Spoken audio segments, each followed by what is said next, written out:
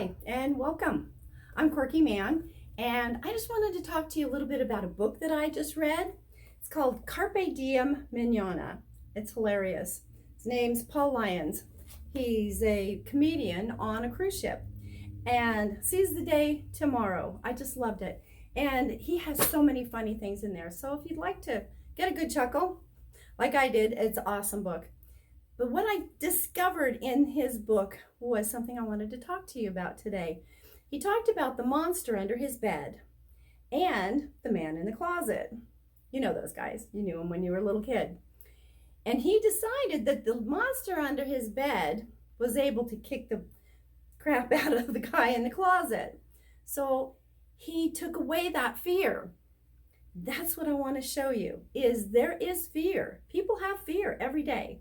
And all these years, I've been studying with different gurus, and they've been telling me that fear is just an acronym for false evidence appearing real. Well, that's not so, because fear is real. When you get afraid, when you're fearful, even if it's something like getting up on stage or talking to somebody that you haven't talked, that you need to talk to, but you got to talk to them about a touchy subject, your heart starts pounding. And your ears start to tingle, and then the hairs on the back of your neck kind of stand up, and your hands get all sweaty. I mean, some people, like movie stars and stuff, they've even talked about when they go to get on stage or when they're going to be filmed, that they get sick to their stomach. It's real. And unless we acknowledge it for being a real emotion, you're not going to get rid of it. You've got to acknowledge the fact that it's real. And then do like with Susan Jeffers in her book that she says, feel the fear and do it anyway.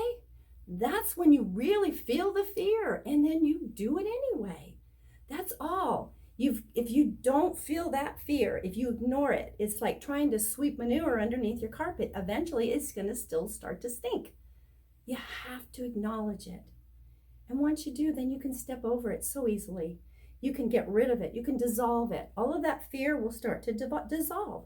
When I started photographing weddings, I was scared my first one, but I did it anyway. And then the second one wasn't quite so scary. And after about the 10th one, it was like, okay, let's just do this today. And it was so much easier. So it is okay. And that's what I was talking about before, stepping out of your comfort zone just a wee little bit. And when you do that, you can find the juices of life. I had such a wonderful business in wedding photography, and I absolutely loved it. It was fantastic. So feel the fear and do it anyway, but realize that the monster under the bed can kick butt on the man that's in the closet. I promise.